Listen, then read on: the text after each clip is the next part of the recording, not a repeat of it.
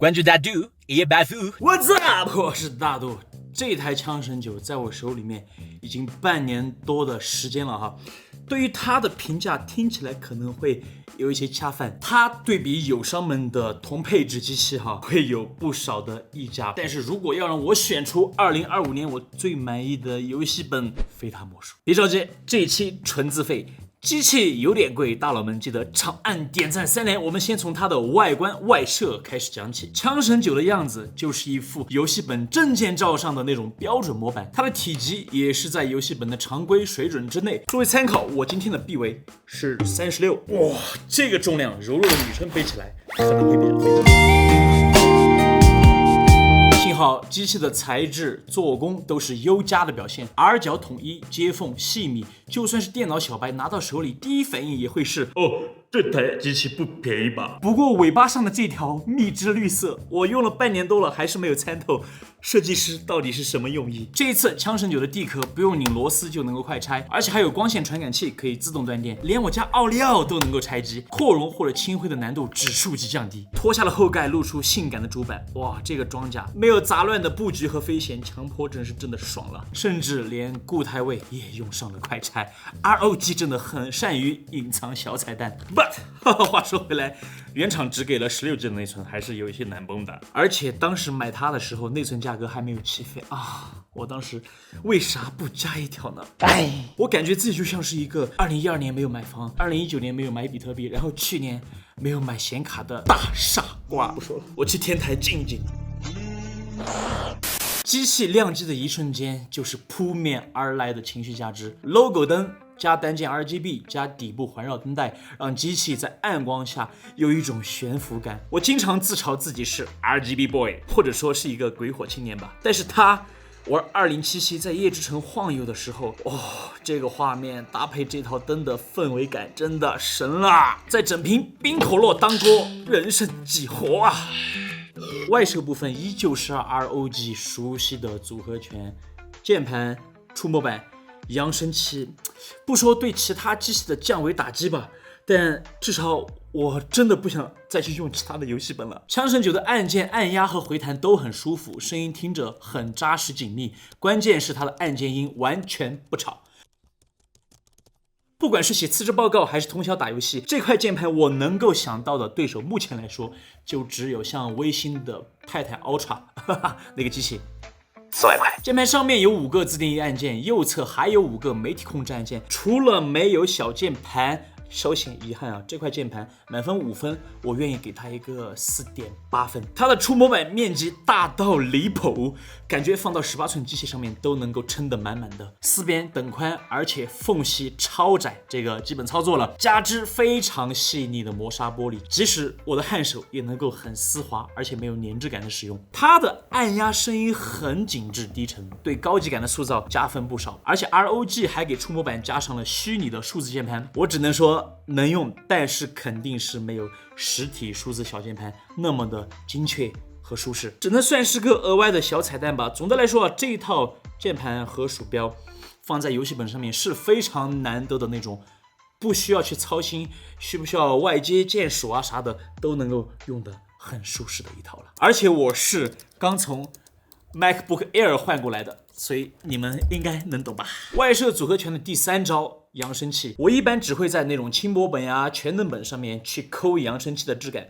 游戏本嘛，大家都懂，现在的绝大部分都是那种只能听个响的水平。我在这儿就不点名了啊。这个机器的扬声器先说下结论，那就是对比像 MacBook 或者说是他们家的幻 Air 变态的那种6扬声器来说，肯定是不如的。但是以我自己对游戏本的这个评价体系来看，它已经迈入了能听甚至是好听的范畴了。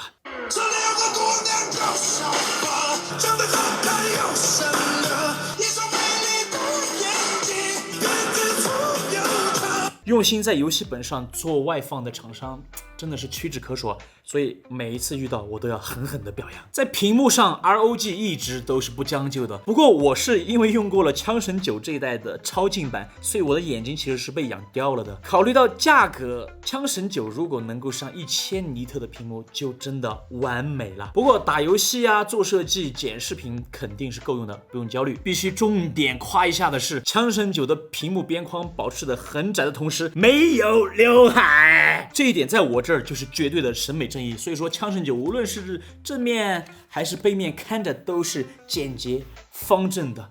就是舒坦啊，这种没有刘海的。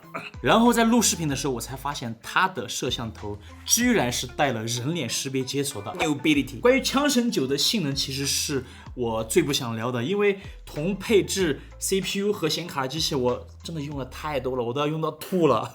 我相信你们也看疲倦了吧？但还是照例放一下成绩 ，U9 275HX 和 RTX 5060的理论性能，它都跑出了第一梯队的成绩，并且在我常玩的5个游戏里面的表现都很突出。做好性能，我觉得对于游戏本来说都是分内的顺手的事情，而它在高负载时候的散热表现，就是我对这台机器沦陷的最后一个理由。双烤10分钟后，它的键盘最高温度测出来只有35度左右，不开玩笑，摸上去就真的是温温热热的感觉啊！甚至在前2个月冬天的时候，你会有一些好像些许冰凉的那种感觉。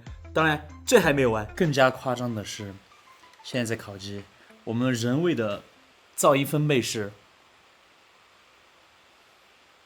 41.3分贝。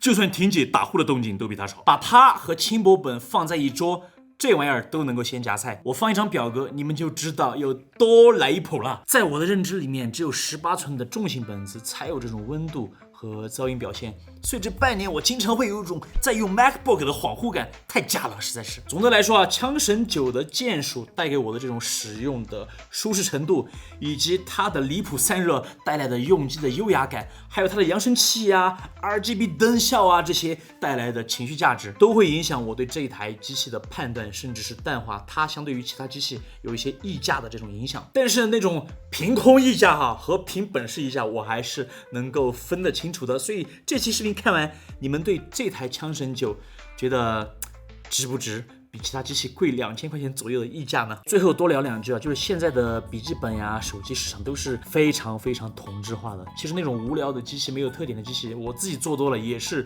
容易电子阳痿的。所以每一次当我遇到这种比较有特点的机器的时候，我的那种分享欲啊、创作欲望都会溢出来，也更有可能在视频里面去讲到别人讲不到的一些使用上的一些细节和痛点。创作者最怕的真的不是说没有素材，而是没得感觉。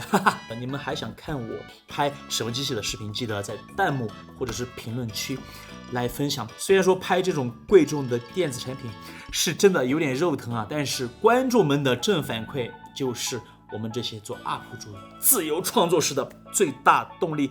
所以这期视频贵秀大佬们多多的3连点赞，希望这期视频对你有帮助。如果你们想看更多好玩好小气骚气的科技数码视频的话，就一定记得要关注大图一夜暴富。Peace。